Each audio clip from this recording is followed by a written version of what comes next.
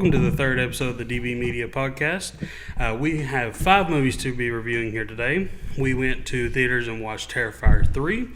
Dylan picked 2 movies for me. I picked 2 movies for him. And I picked Summer of '84 and Abigail. Tell them what you picked for me. Every Which Way You Can and Every Which Way But Loose. And we will be jumping right into Terrifier first. Yep. Now, the first half of our Terrifier review will be spoiler-free since it is a new movie. Yep.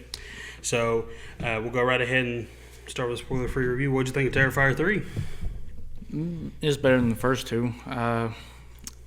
Story was a lot more developed, had a lot more gore, and kills were a lot more brutal. Yeah, I 100% agree. They really fleshed out the story in this one.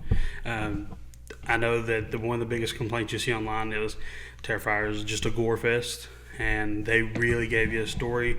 Not a lot. Okay. The story is more developed. I wouldn't go and say that they got a big whole thing planned out. No. It's still a gore fest, but it's getting a more fleshed out story. I'm not sure how I feel about how the story is going. I would have preferred something more of like a Friday the 13th background. Yeah, but the only problem with Friday the 13th is it's been done so many times. You don't want it to be a carbon copy of Friday the 13th. I mean, I agree with what you're saying, but I disagree and I agree with you. I agree that there is more of a developed story, but I think it's a little more developed than what you're giving it credit for.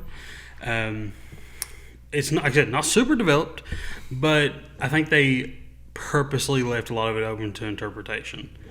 Like a lot of it to theorize, because Damon Leote, the guy who made the movie, he has publicly said like he's going to make like 4 or 5 of these movies.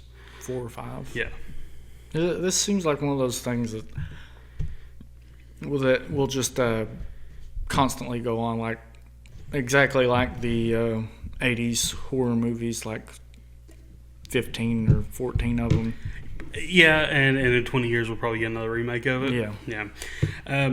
I agree though with you. The gore was amazing in this one. The special effects, you can see a world of difference in that than the second one. That is something that was that what we're saying about 3 is just as true for 2 compared to 1. Yeah, exactly. As the movies go on, each of these aspects do get more and more better. They're getting a bit bigger budget each time. Yeah. So yeah, they're bound to get better. I also like how they also developed the relationships between the characters a lot more. We'll get more into that in our spoiler review. Yep. But they really fleshed out some relationships with the characters. Okay, so I think we should do our spoiler review now. All right, spoilers ahead. Spoilers ahead. Final warning. Don't interrupt me. I'm sorry. I'm sorry. No, spoilers ahead. This is your final warning. My spoiler review is going to be. I love the kills. We're going to spoil some of the kills here. The biggest kill in this movie is the bathroom scene. The bathroom chainsaw scene. That is definitely the biggest kill. That was amazing. Now, I've seen people online compare it to the bedroom scene in the second one, because the big kill scene in the second one was the bedroom. And this one, I didn't want to see him cut a man in half with a chainsaw from his balls to his head. But when I saw him in the shower and he fell on the ground, I was like, that's a missed opportunity if you don't take it. Yeah. Yeah, no.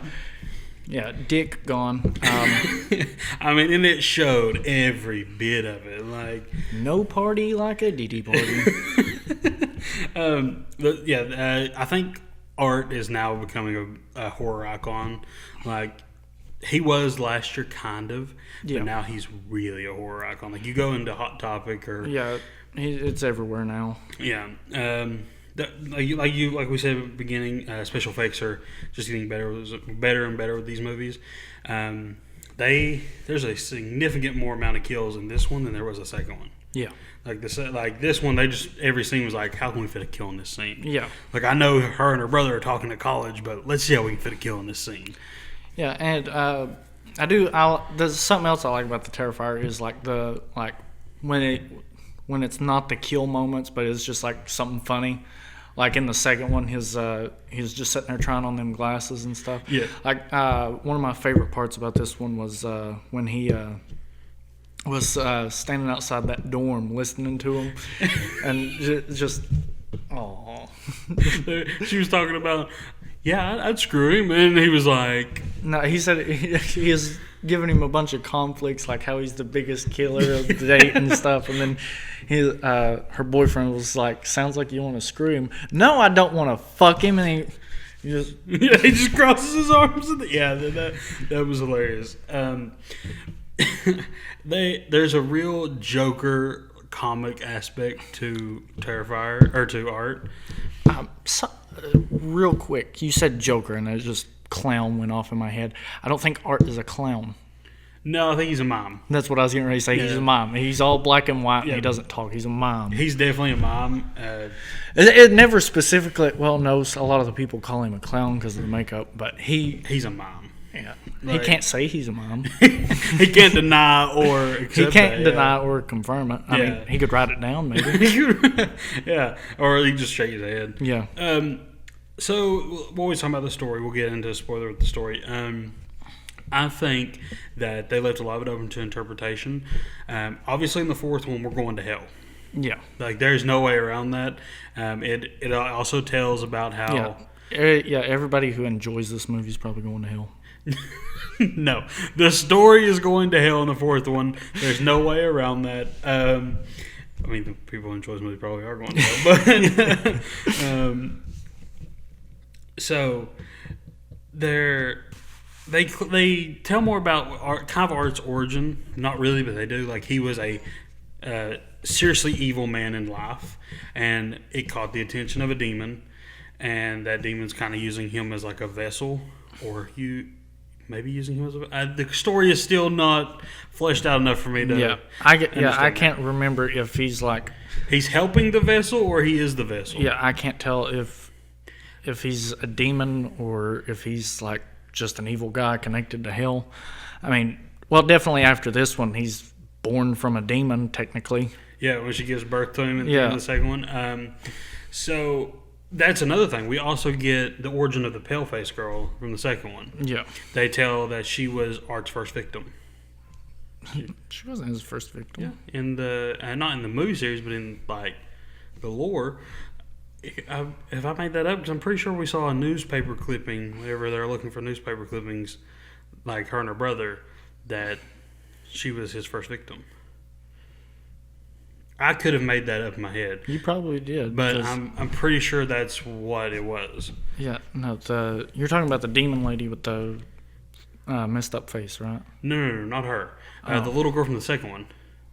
We see a newspaper clipping of her in the third one. Oh. That explains that she was Art's first victim. No, she couldn't have been because he was a famous killer in the second one.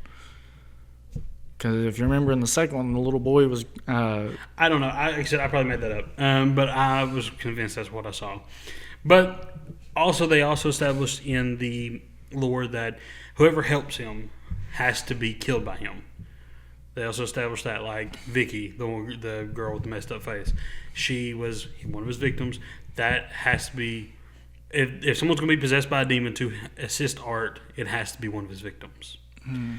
And the whole point is they're trying to break Sienna's spirit, and because like for every evil force such as Art, there has to be a good force that will oppose it, and Sienna's supposed to be that good force. Yeah. I don't know how I feel about the magic sword and all that. And yeah, no, I don't. I'm gonna go ahead and say it. I think her dad is Art.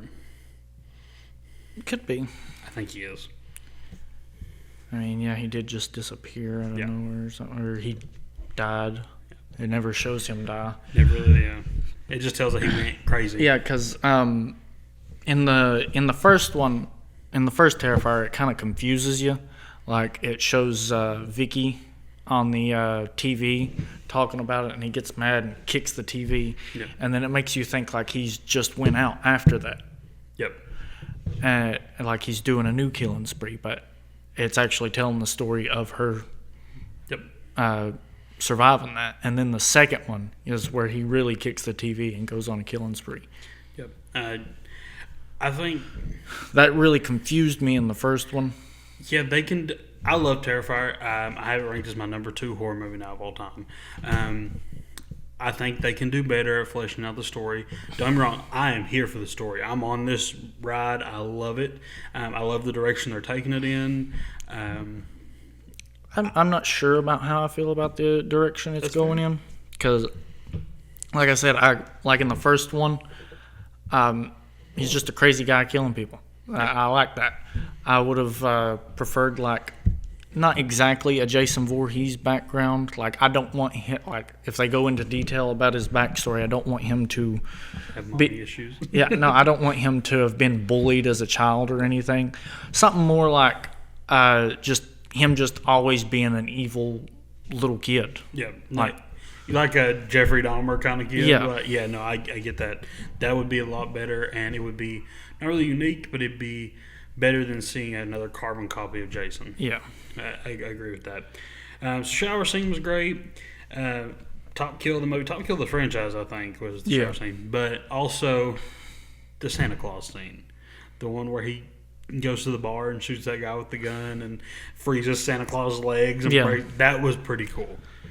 Yeah. He used a flamethrower in part 2 and an ice machine in part 3. That was pretty cool. I think they should, not because I have any problems with it personally, I think they should steer away from killing kids in the movie. Not any, like, not because it's too far or anything, but just like they can't really show it. Right. Like, there's, like, I get for this one, they're just trying to show that he has no preferences. He kills anybody, anything that he can kill. I agree. I can do without the kid killings too. Yeah, because, like, you can't really show anything. Like when he goes and kills the little boy upstairs in the first thing, like, normally the camera would be in that room with him. Yep. But you have to get sound effects and yeah, you just get the sound effects, and then when he's giving gifts out and he blows all the kids up, like, it just shows a kid opening a box and then it zooms out and it's just a big explosion. I'll be honest with you, that was one kill that I did not expect. You really didn't expect that? I expected them to be pulling out presents and to pull out a head or something, and that was the big thing. But no, to pull out a bomb. After he killed the kid at the beginning of the movie, I knew for a fact, like, he's probably going to kill some more kids. I knew he was going to kill some more kids, but I didn't think he was going to blow them up with a bomb in the middle of the mall. I don't know. I didn't expect an explosion, but I knew something was coming that was going to, like, start getting people killed. Yeah. And so that brings us to the end. Because that's another thing, like, he's why would you bring that much attention to yourself in a big crowded place where people can just pin you down and stuff? No, I get what you're saying. Because he's not Michael Myers. He's not taking on an entire street. Right. You know. Right. I'm just happy you made a Michael Myers reference. I love Michael Myers. No, that you're completely right. He would have been caught then, and it would have been over for him. But then that takes us to the end. I think it was very, like, on the nose. Like, they really showed, like, Christian, like, Christianity, like, kind of like hell and Christ and all that by putting the crown of thorns on her head, and like, they were really deep into that. They was like, well, this is, I think it foreshadows part 4. I think it's like, we're really going to hell for this one. Yeah, because little girl fell into hell. Yeah, she fell. Yeah, what we can assume is hell. Yeah, she said she's gonna get her. Yeah, she said, "I will find you." Yeah. No, I get you. Not unless we're getting like a supernatural crossover or something. And Ding just comes in. It's like, where's this clown? Well, yeah, no. That's how he gets back from hell. Yeah, I would love it. Well, I know he went to heaven when he died the last time. Oh, he did. Yeah. But yeah, I don't know how I feel about the sword and all that, but then I thought it was a really cool Easter egg about how whenever he gets on the bus at the end, the woman who's reading the Ninth Circle, that was his first ever appearance. Was the Ninth Circle, the short film. And that was a pretty cool callback. I don't know if it was a callback or if it's like... I'd say it's just a reference. It may be a reference, but like the Ninth Circle's hell is supposed to be where Satan lives. So that's why my theory is I think he might be Satan. That's another theory I have. Because the Ninth Circle is supposed to be the home of Satan. So I ain't never heard nothing about that. I never watched the Ninth Circle. No, I mean, like, biblically, like the ninth circle is supposed to be. Oh. I think. I mean, again, don't quote me on that. It's just stuff I've read online about Yeah. the movie. So anyway, rate Terrifier out of 5. Letterboxd. What'd you give it? I think I gave it a 3.5. 3.5. I gave it a 5 out of 5. I absolutely love this movie. I can't find nothing that I don't like about this movie, and I challenge myself for movies that I really love to find little things I didn't like. And I guess if I had to pick something, it was that they weren't fleshing out the story enough. But it doesn't bother me enough to lower the ranking because I feel like they're going to do more with it. Yeah. For me to give something a 5 out of 5, it's gotta make me want to buy merchandise. It does. I'll give art. It just does it for some people. Like right. I see it does it for you, but I'm never gonna buy Art the Clown merchandise. I would get an art tattoo tomorrow. I would get an art tattoo tomorrow. Okay. So you go to 3 out. 3? Did you say, or 3.5? 3.5. 3.5. I gave it a 5 out of 5. It might have been a 4. I don't know. We reviewed it. We watched it last Thursday. Yeah, last week. This will bring us to our second movie. Do you want to start with your movies I picked for you, or your movies you picked for me? Which one?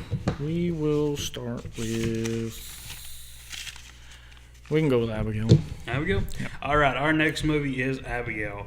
You want to give your thoughts on it first? I can give mine, whichever one.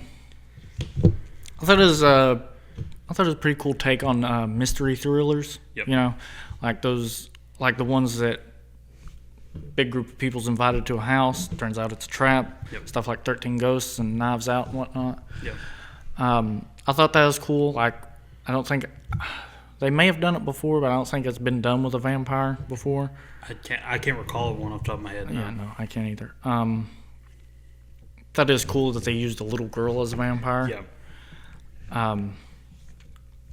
Really made it like kind of hard to dislike the antagonist. I agree. Because it's a little girl. She's supposed to be like cute little ballerina. Really? She's like 500 years old? Yeah.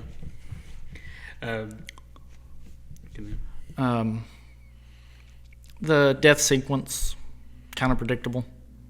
I knew it was either going to be Rickles or I forget McLeod's name in the movie. Yeah. I knew it was either going to be one of them first, and then it was going to be after those two. I knew it was going to be the big guy. Kevin Durant. Yeah, I knew it was going to be him, and then the blonde girl, and then I knew it was going to come down to the cop and the former junkie. Yep. I knew it was going to come down to those two. I will agree with you. It was very predictable. Yeah. Like, I completely called Rickles going first. 100%. He didn't go first. Yeah, no, but that was my prediction. Like, I thought Rickles was going first. That's the only prediction of those I got wrong. I mean, that's because of movie trope that black guys die first. Yeah, I know. Yeah. Just saying, I didn't. The only reason that I thought that was because he didn't get as much character development. Yeah, he had the least character development. He had the least lines. Yeah, like the only thing she could tell him during the interview scene was "Semper Fi." Like, so you know he's a Marine. That's the only thing you know about him. This other guy who Angus Cloud played, I can't remember his name to save my life in the movie. Is like a getaway driver. He's funny. He's like a stoner. Like, you know, I mean, he has more character development. So I thought he would last a little bit longer than he did. But I was wrong on that. Do you have anything else to say about Abigail? I don't know how I feel about them switching antagonists at the end. Like, I knew it was going to come down to those two people, like the cop and the former junkie. I don't, like I said, like, you made me spend a movie not liking somebody. Like, I'm not saying it's bad for doing it. Like, I'm not saying it's a bad movie for doing it. I just don't know how much I like that. That's fair.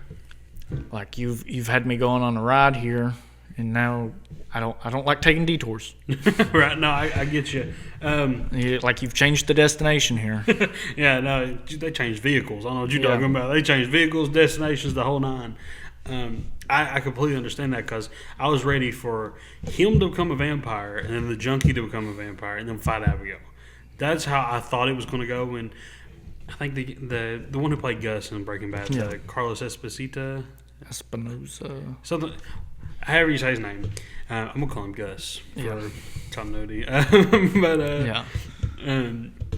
When Gus showed up and was like being the guy who pulled the strings behind it, I was like, okay, so he's gonna buy him and her. They're all three gonna fight Abigail. Dracula might show up, and that's how the movie will end. I did not expect for him to stake Carlos Esposito or his character, and that's another thing. Whenever they die and they blow up, that's freaking awesome.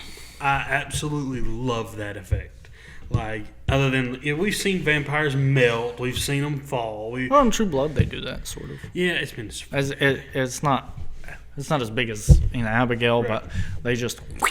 It's been forever since I've seen True Blood. Like whatever.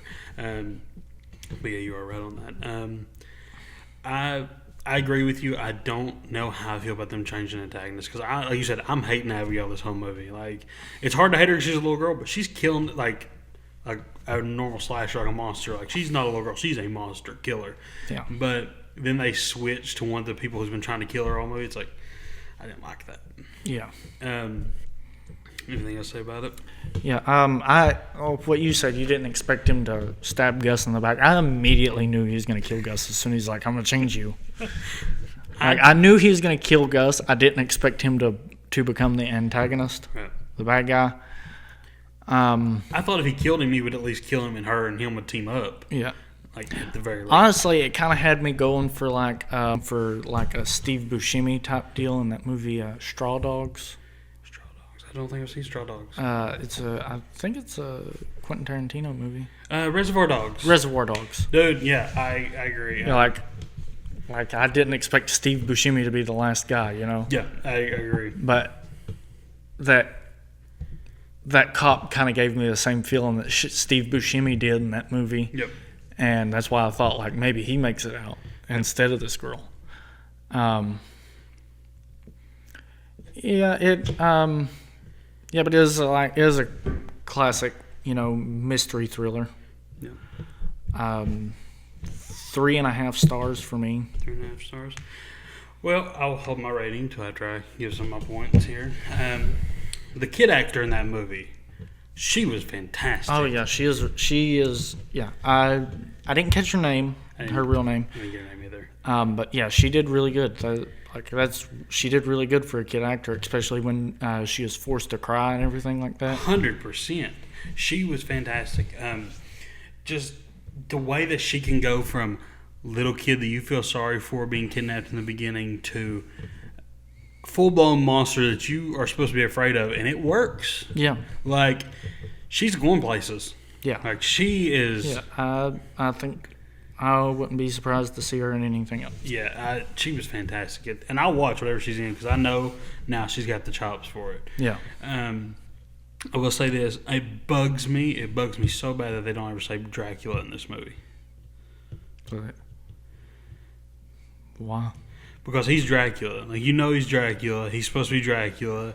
He's like, I've been known by many names. And he says, like, the Count and stuff like this. And you're like, just say Dracula. Just go ahead, just say it. Just like it bugs me. Like, I don't know. Like when he comes in at the end, and he's like, that's another thing. I like that we got to see Dracula, but as soon as we did see him, very underwhelming. Very underwhelming. He was not the Dracula I was expecting. What was you expecting? I was expecting someone a little more menacing. Well, he looked like a decent vampire to me. He looked like a good vampire, but he looked like the vampire, the king of vampires. He's a little skinny, I guess, but now, hands down, this is one of the best vampire movies to me. I'd put it in my top few vampire movies, right behind stuff like Fright Night and stuff like that. Yeah. Fright Night might be another one we review. Are you talking about the 80s one or the remake? Both. Oh. They both have their goods and their bads. I guess.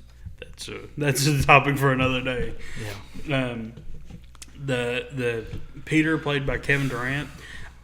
Again, I've never seen Kevin Durant in something that I didn't like. Yeah. And he is a gentle giant in this movie. He's just an idiot and full of muscle, and you want to love his character. Yeah, I really liked his character. I did too, and I really liked how they really fleshed out his character. They really gave you some backstory on him, made you care about him. So when they done with all the characters, the only character they didn't do that with was Rickles, I think. Yeah, but all the other characters, they made you care about them, and when they get killed off, you're like, man, I really didn't want him to die. Yeah. Like, and for me, well, they didn't. Oh no, they gave some backstory, but they didn't really. I didn't really care too much for the blonde girl. I thought they did. They told her about how she was a spoiled rich kid, and she was doing it for the kicks. And yeah, but there's like that one scene. But like, the only characters that they really fleshed out was the cop and Joey. Yeah, but then they're the only two to make it to the end, though. Yeah, I mean, but I think it done a good job of making you care about all the characters. Yeah, and for me, especially a horror movie, makes you care about all the characters, that's a good horror movie for me. I love the blood and gore in this. No, there's not a lot of gore, but there's a lot of blood, and I'm a huge fan of bloody movies. That was one of my big qualms with the movie we have to review today. Was not enough blood, but yes, the blood and gore was definitely up there for me. And this is also the last performance by Angus Cloud, who I have his name in my notes, Dean. He plays Dean. But this was the last performance by him, which, I mean, may not be. He may have recorded things that are shelved somewhere, but as far as I know, this is the last thing he played in, because they have a big memorial for him at the end. Yeah. So, Melissa Barrera, the girl who plays the junkie, yeah, she nails another horror movie. She is becoming another horror movie icon. I'm not big into horror movies. What else is she in? Scream mainly. Scream. And there's one more. I can't remember the name. I've only ever seen the first one. You ever seen more than one Scream? No. I know what I'm making you review from now on. Oh God. We're getting all through all 6 or 7 of them, baby. Okay. You can skip 3 and 4. They're not that good. I mean 2 and 3. 2 and 3. You can skip 2 and 3. I'd love 4. I watched the first one, but I feel like I have to go straight to the second one. Why would I skip them? They're not that good. You can take them or leave them, honestly. The 4th one's great. I will watch them in order. I didn't say you. I'm not saying you can't watch them in order. No, I mean, if you're going to give them to me in order. I will. That'll be for another day. How Abigail acts innocent at first really makes you like think of her as a little girl. This movie, I didn't realize. I just rewatched it whenever we decided to review it. I did not realize how long it takes to pick up. It takes a full-blown 50 minutes 50 or 45 minutes for you to really get into this movie, like when her to start killing people. Like that's crazy. Yeah. Like that's one big qualm I have with the movie. Yeah, it's a long start. Yeah, that actually impacted my review of it because I had it. We'll give the rating at the end. But when it does start, it does not let up. When it does start, I think it is a ride from beginning to end. I also like the chemistry between the characters. I think that's something else. I feel like it took too long between the kills. So I feel like they could have done is like had some more people in there. You know, yeah. Like you're taking a crime boss's daughter. You're gonna need a big team. Yeah, 100%. They could have had a bigger kill count. They could have had a way higher body count. Yeah. Now, maybe a team of 10 people at least. Yeah. No, I agree. I love how there's a scene where Abigail takes Kevin Durant's cross necklace. Oh yeah, and starts stabbing him with it. And later the he's like, kissing it and stuff because they're like crucifixes, and he's like wearing it around his neck, and she just immediately grabs. Yeah, no, that whole scene was to show that nothing they had could stop her. Like the only thing that could stop her was a wooden stake and sunlight, and they're not going to be able to use it on her. Yeah, I freaking loved that because she was just like, "Oh yeah, a cross." Yeah, because it really showed that she was toying with them. Yeah, like because she could have killed them all right then and there. 100%. Yeah, I agree. But for Abigail, I'm gonna go ahead and give it. I did have it as a 5 out of 5, and I promise I don't give 5 out of 5s that often. Like, a movie has to be good for me to give it a 5 out of 5. But on a rewatch, I gave it a 4.5 out of 5. Thank you. Yeah, I love it. It's always. I think it's gonna be a movie that I watch for Halloween, like every year. There's certain movies you gotta watch every year for Halloween. I think that's gonna be at the top of my list. Whenever someone mentions a vampire movie, that's gonna be another one of my mentions. Is Abigail. I think this movie was awesome. I would love to see a sequel to it. I'd love to see Abigail back in the house with a whole other group of people doing the exact same thing. And normally, if a sequel copies the concept of the first one, I'm not a big fan. But she's already made it clear that she's done this to people before. Yeah. Well, that's the thing. In real life, she is a little girl. It's a ticking thing. Yep. So they might be able to make a movie within the same universe. Right. But they could recast her. Yeah, but do you really want to get her recasted? Not at all. Not even a little bit. That's what I'm saying. One more point that I do want to point out with this. Gus's character, I call him Gus, is extremely underused. Yeah. He is a fantastic actor, and they have him in, 2 scenes? Budget. I mean, yeah, but this movie would have been a 5 out of 5, 10 out of 10 for me if he would have had more screen time. Something else. I knew immediately as soon as he left, I was like, okay, he set him up. Yeah, I did too. 100% called that. Yep. Like, as soon as he left, I was like, yeah, that guy, he's feeding vampires tonight. Yeah, I was like, yeah. I knew it was a vampire movie. As soon as he left, I was like, okay, he set them up. Yeah, 100%. But I gave it a 4.5 out of 5. You gave it a 3.5. 3.5. That's good ratings. Okay, so that brings us to our third movie of the night, Every Which Way But Loose. You picked this movie for me. I'm going to go ahead and say I'm not the biggest Clint Eastwood fan. Yep. But I have not seen a lot of his movies. I've seen This Makes 4. Yeah.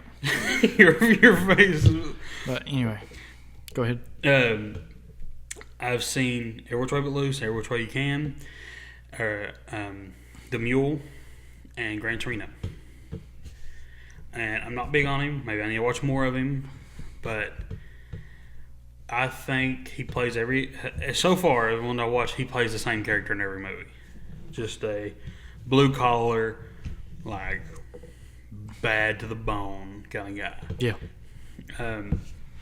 I would like to say the relationship between him and Clyde, amazing. I went into this movie, you gave it to me, and I looked at it and I was like, I don't want to watch this movie. Yeah, you would think it's Clint Eastwood in a movie with a monkey. This is a career downhill. 100% thought that. I said this. I was like, man, I really don't want to watch this movie.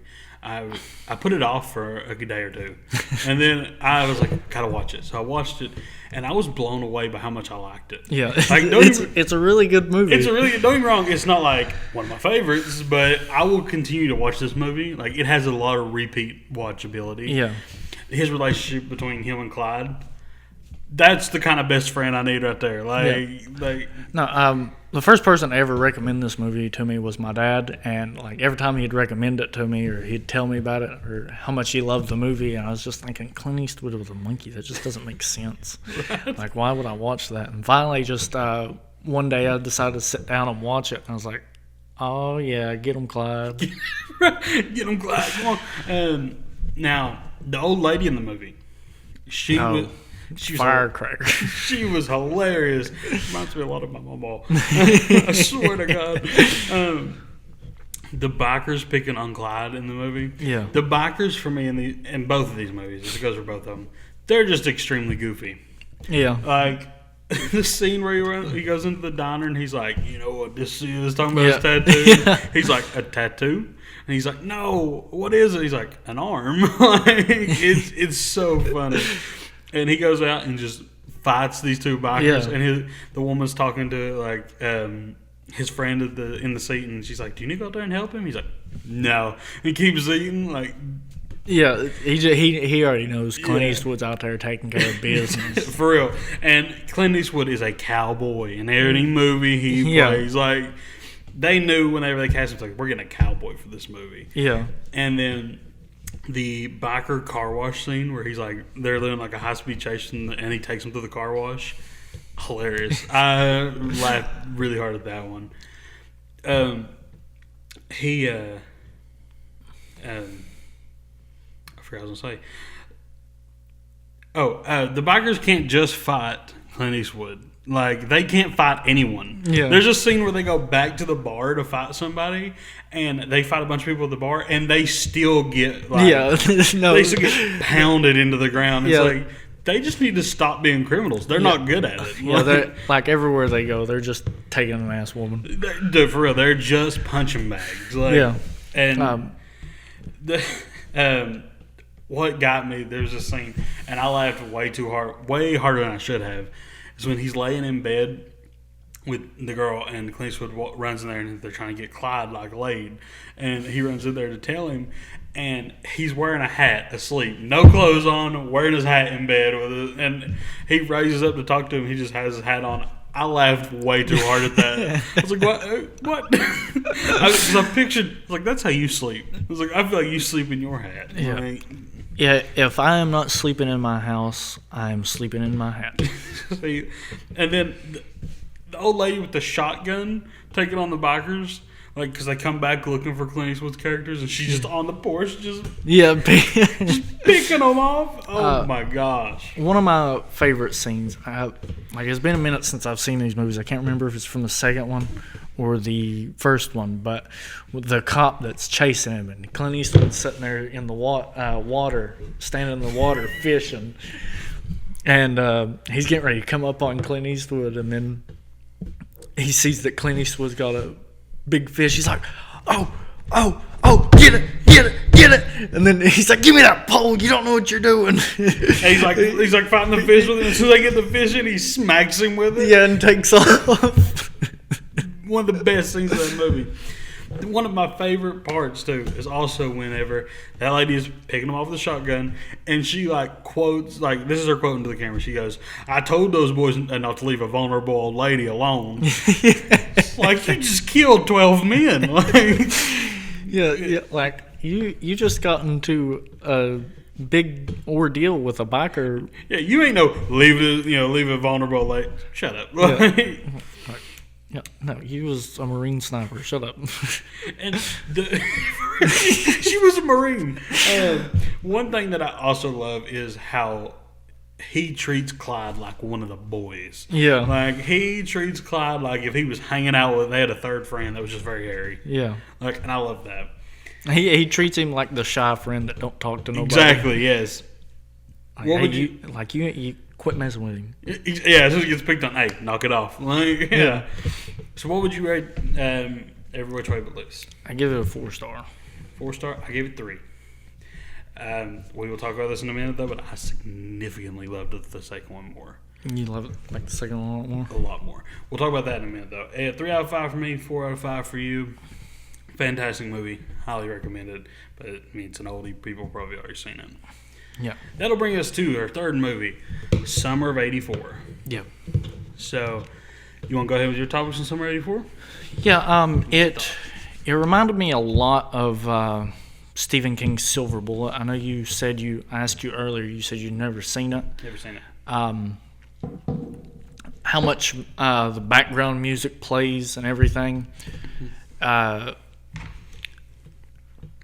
Just a lot of Silver Bullet vibes from that movie. I know. You told me that. I'm about to go back and watch that because I have. Yeah, that can be one of the movies I give you.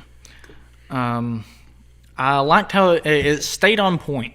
I really liked that. It didn't have a lot of side story. I did like that. The villain in this. It's a mystery movie. I'm just telling the people, it's a mystery movie where these four boys are trying to figure out who's killing all the teenage boys in town. Well, the guy that they suspect, he's really good at covering his tracks. Yeah, he not covering his tracks, but just I think he's terrible at covering his tracks. But his the thing is, his character is so convincing. Like, okay, this can't be him. He's too good of a guy. He's got all the parents on his side. Yeah, he's a cop. He's almost got the viewer convinced. Yeah, yeah. if you was in that neighborhood and you wasn't a viewer watching everything, like how the viewers watching out watching in, like he'd have you convinced. Yeah, he would be Mr. Rogers. Yeah.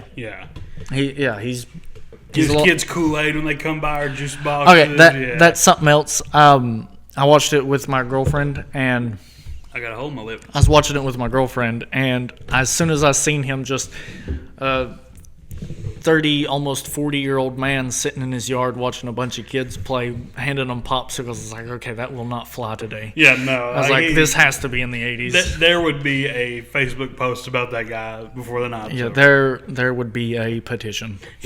For real. Yeah. That's Herbert the pervert living up there. Yeah. Right? Yeah. Popsicle. For real.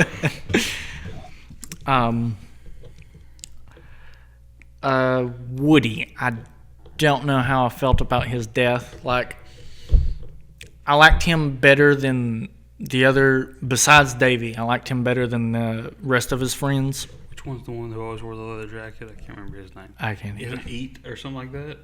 I think so. Yeah, something stupid. Yeah, but I like the nerdy kid the least. Yeah, I do. I don't know, the guy with the leather jacket, I didn't really like him either. He was funny. Yeah. But as a friend, dude, screw that guy. Like, he was the first one to bail on him. He was the first one to be like, nah, dude, you're wrong. Yeah. Woody's death, I feel like it should have been one of his other friends, but at the same time, it wouldn't have meant as much. It just would have been a dead kid. Yeah. But Woody, he had his...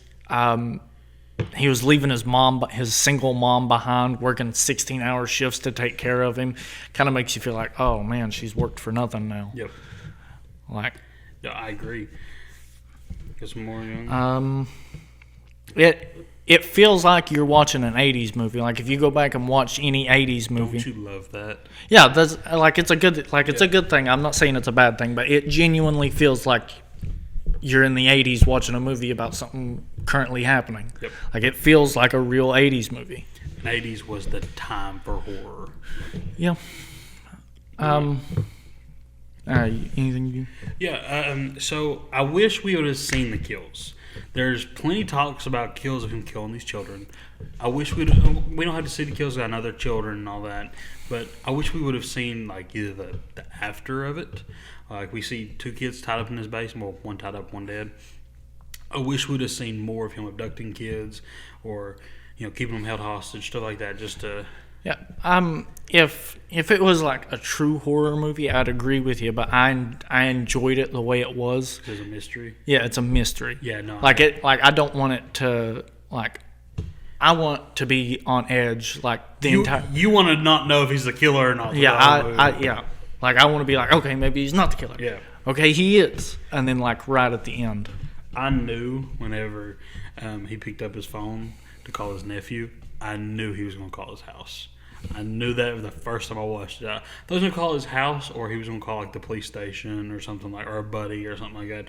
When he went in and it's star 67 or star 69 or whatever, he called the operator, and it was his number, across the street. He just called his own house. That was awesome. It was predictable, but that was the nail in his coffin to be like, he's the killer. Yeah. I wish there had been more blood. When we did see the kills, when we did see them held in the basement, I mean, the body in the basement was pretty gory. Yeah. But I wish we would have seen a little bit more of that. It showed it for maybe 5-10 seconds. Yeah, but that's the thing of a mystery. Yeah, I know. I'm not saying it was bad. I take it for what it is. I loved this movie. It's one of my favorites. The Mackey's friendly demeanor, that's the guy's name, Mackey. Yeah. The cop. His friendly demeanor that he has through the entire movie really makes you think he could just be. Yeah, he doesn't break that until they break it. Yeah, until they know for a fact he's the killer. Until they got video proof that he's been doing this. Yep. The friend group, the conversations they had through the whole movie. Again, this is another good example of a movie making us care about the characters, making us know that they got chemistry, because they are having nerdy conversations like me and you or any of our friends would have. Yeah. That's a real conversation you have. And just the giving backstory on the kid in the leather jacket. I want to say his name's Eat or something. How he has a rough home life. Woody has a rough home life, and then the main character, his mom and dad's not really there. His dad's working away all the time. I think that it gave us enough detail about the characters to really make us care about them. Yeah. So when one of them does die, you're like, man, I really hate that. Okay. Yeah, because I did feel like I knew somebody, at least one of them in the friend group was going to die. I didn't know who. I honestly thought it was going to be the Eat guy. Yeah, I did. My money was on him the whole time. Yeah, if I did have to place a bet, it would have been him because he's like the edgy guy, you know. Yeah. But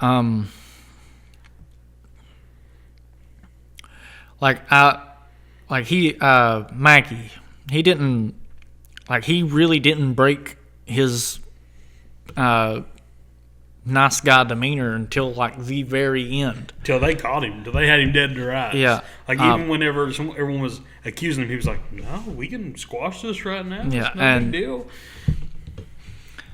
And as soon whenever all the cops showed up and he's not in his house and he's on the loose, I was like, okay, he's somewhere close. Yeah, I was like, I didn't think he was gonna be in the freaking attic. I didn't think he was gonna be in the attic either. But I think he was in the house. I thought he was in the neighborhood. I thought it was gonna show him breaking into the house. No, it's some kind of freaking attic. I was like, okay, he is. He's in their backyard or something. He's in their doghouse. Yeah. It would have been really scary if he was under the bed or something. Yeah, and then you just see the hands come up. Yeah. Just, like that Family Guy Willem Dafoe scene. I had a Willem Dafoe under my bed. Yes. The big thing for me was the fact that the kids solve the mystery before anyone else does. Yeah. I mean, but who has more time on their hands than 15-year-old kids? You got me there. And they probably would have never even started looking if they weren't playing a game at night. Yeah. I get that. The 80s setting, like you said, it makes you feel like you're in the 80s. Makes you feel the time period. Everything about it, this movie screams 80s. Yeah, it for sure makes you feel like you are watching an 80s movie. Yeah. Makes you feel like I'm gonna watch Friday the 13th. I feel you like that. That's one of the biggest pluses. That's why I love Stranger Things. Yeah, because the whole aesthetic of Stranger Things, I'm for that. Yeah, but this does it more than Stranger Things. 100%. It does it better than Stranger Things. Yeah, it does it way better than Stranger Things. I agree. The killer's bedroom in the basement. I wish it would have talked more about that. It was supposed to be his bedroom or something as a kid. I wish it would have touched more on that because that was touching more into his psychological lore. Well, it set itself up for a sequel. Yeah, I 100% agree. I just want to say the ending to this movie. If a grown man, whenever I was 15 years old, had cut my friend's throat from me, he's like, "I'll come back for you one day," I would never sleep again. That's scarier than... I'll do you one better. I would find him. I would hunt him down. 15 years old and all. We'll talk about the ending. Them killing Woody off is definitely a no-go for me. I wish he would have survived. I understand why they done it. I understand he had the upper hand on them. The whole thing is supposed to be he's in control now. He's going to be controlling their lives even when he's not in it. And that kid's going to have to look over his shoulder the rest of his life. Yeah. No. I don't know how I feel about Woody's death because, like I said, his death means more than anybody else's to me. Yep. And he was such a lovable character. Yeah, he is a really lovable character. Is why his death meant more to me. I wouldn't have cared as much as one of the other two. The only person I would have cared more about is if it would have been Davy, the main character, or Davy, the main character, or that his love interest in the movie. I can't remember her name either. Yeah. I thought that was the love interest I could have took earlier. Yeah, that's another thing. Like how I said, it stayed on point. It doesn't really touch a lot on the love interest. Right, and I like that. I get the love interest. I get every horror movie has a love interest just about, or a lot of them do anyway. I like how it does not touch on that. Like, it makes you focus on the killer, focus on the task at hand. You're not worried about this kid's summertime hookup. Like, I love that. His parents, when they were wrong to ground him, whenever like they find the footage. Yeah, they're like, do you understand? Like, I would have never let my dad hear the end of that. oh no. I'd be like, you get me new TVs, in the 80s, new comics. You know what I mean? Like, yeah, I stopped a serial killer, Dad. Yeah, and you grounded me for it. Yeah. I tried to tell you something. You didn't want to listen. Listen to the police chief. I'm a hero. Now, Mackie saying he'll be back. Like you said, set up for a perfect sequel. I would love to see a sequel. Yeah, because when he's delivering papers at the end, it says he's still on the loose. Yep. I would love to see a summer of like 94. Time jumped 10 years. He's a grown adult. I don't want to go 10 years. That seems like too far. I'd like to see him in college then. I want him to be maybe a senior in high school, because again, like he's killing young boys. Right. Like he's preying on people much smaller and weaker than him. Like, why would he come back as an adult when like you've just basically made this kid train for you? Yep. Like, why would you do that? Like, come back maybe as a senior and hopefully like he hasn't hit too much puberty. Right. Yeah, right. No, I get you.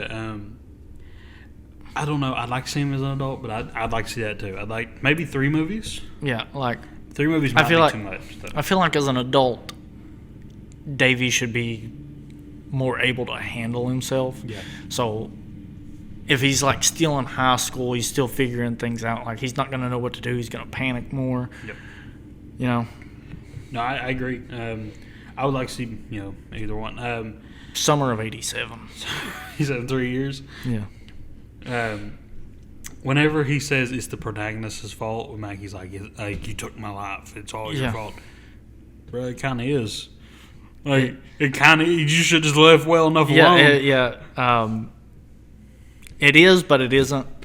Like, the moment he comes out of the basement, I'm sorry, this will make me think maybe it is, maybe it isn't, because the moment he comes out of the basement and sees like the pictures on the wall and puts 2 and 2 together and is like, those are his victims, and then he sees a picture of himself, maybe Mackie was always planning on killing him, but maybe he only planned on killing him once he started to. If he only planned on killing him once, but then again, he never killed any of the kids from the neighborhood. Right. It was always like cross town, or because they actually touch on that. They're like, "We worried about that for us 3 counties away." Like, yeah. And then like he knew. Like I think if he wasn't already planning it, he started planning it when he found the walkie-talkie. Yeah, I agree. If he wasn't, that would have been the point where he's like, okay, got to kill this kid. Because he's looking right at him. He just leaves the walkie in the window. Yeah. Finally, I have a good reason to kill this kid. Yeah, finally. Oh, man, I've been hoping he'd figure something out. So if this boy would just left well enough alone. There'd be more dead kids, but, Would he be alive? Woody would be alive. What's your ranking for it? 3.5. I gave it 4.5. I was on the verge of giving it 5. I teetered on this a lot. I gave it 4.5 purely because of the lack of blood, lack of kills. I get some mystery. I love that, but I would like to have seen it be a little more violent. If I'm watching a horror movie, I like violence. So I felt it was. It's a good movie.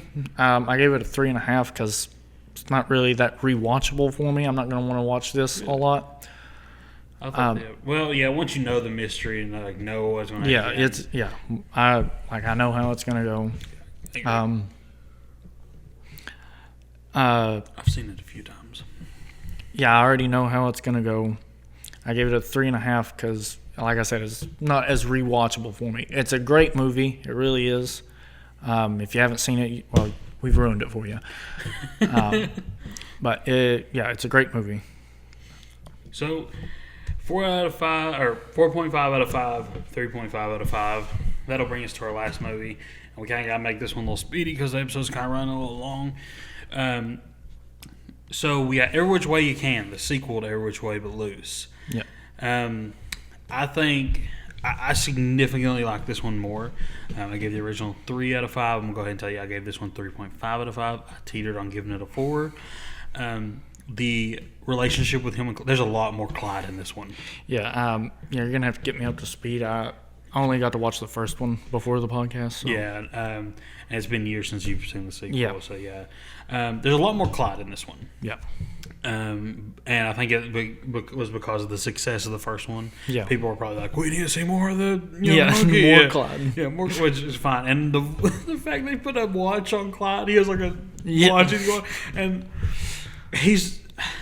Clyde's the best part of this whole movie. Yeah. And like I said, more of him. There's more fleshed out fights in this one. The beginning, the cops put on the first fight. And there's a running joke where Clyde keeps crapping in their cars. Like whenever they go to like stop whatever Clint Eastwood's doing, like it shows Clyde sneaking in and like them just crapping in the. So one thing I wanted to talk about though, really like about this movie, there's no way it would have ever got a PG rating today. No. I watched that movie. It is so sexual. Yeah. There's a lot of strip poker played. There's a lot of sex in the movie. Yeah. And there's violence and cursing, and there's no way it's been like. That's how you know the 80s was a lot stronger than us. Was it the 80s when it came out? 80s, 70s? Early 80s. Yeah.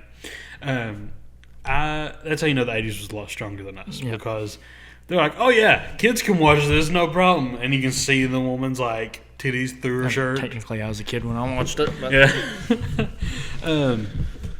But the bartender that serves Clyde just comes up to the bar and is like, he just gives him a beer. And one of my favorite parts of this whole movie is when the guy sitting next to Clyde's like, says, when did you start serving apes in here? And like the bartender's like, you better just leave him alone. and he just looks at him, he's like, I'll throw him out. And Clyde just takes the metal bar and just bends it in front of him. That guy just sits back down. Yeah. It's so funny. So Clyde keeps stealing that woman's Oreos in this one. The one big problem I have with this one is that woman is featured a lot less in this one. She was a highlight of the other one. I wouldn't say it's that she was featured less. It's the fact that she doesn't have big parts and scenes. Yeah. Like in the last one, she was shooting bikers with shotguns, and this one she's just sitting at her kitchen table complaining. Yeah. And it's funny, but it's not as funny as her with a shotgun. Yeah. So another part is whenever these are all my favorite parts of the movie. Like why I rated it how I did was they offer Clint Eastwood the fight. They're like, we'll give you $10,000 in advance, and he's like, Clyde's my manager, give it to Clyde. And he's like, okay, who's Clyde? And Clyde just like taps on him. He's like, you want me to give $10,000 to a chimpanzee or to an orangutan? And he's like, yep, he handles all my finances. That guy just looks at him like he's crazy. Like, okay. What they don't know is that's a trustworthy orangutan. That is a trustworthy orangutan. I trust him in my mind. One of my favorite, I think it's the second one. My favorite scenes is they break into the zoo to get Clyde laid. That's in the second one. Yeah, okay. Yeah. And no, that's in the first one, but they go to kidnap one in the second one. They break into a zoo to get laid in the first one. In the second one, they're like, we'll take her to the hotel with us. Yeah. And he has the drugs to knock her out, and it's in a banana. He's like, all right, we'll throw her this banana. If she doesn't eat it, we'll get down there and we'll jab her with this. And Clyde just jabs himself in the leg with it and passes out. And Clint Eastwood carries him to the truck, and the woman's like, what happened? And he said, I got the only orangutan to ever live that is a dope addict. That part had me rolling. Yeah. And then whenever he says, Clyde, scrap that guy's car, like, because he's scrapping cars for the whole movie, and like that guy pulls in to get his money back, and he's like, Clyde, scrap his Cadillac, and he comes out there and he's just ripping car parts off and throwing them. Clyde makes this movie. Like, if you would have called it Clyde the Orangutan, I probably would have still watched it and had just as good a time. The bikers driving through the tar. There's a scene where they drive through a tar machine and get covered in tar. that would have murdered all of them. Yeah. That would have burned their skin off. But really, they just stiffened up like statues. He took them to the hospital.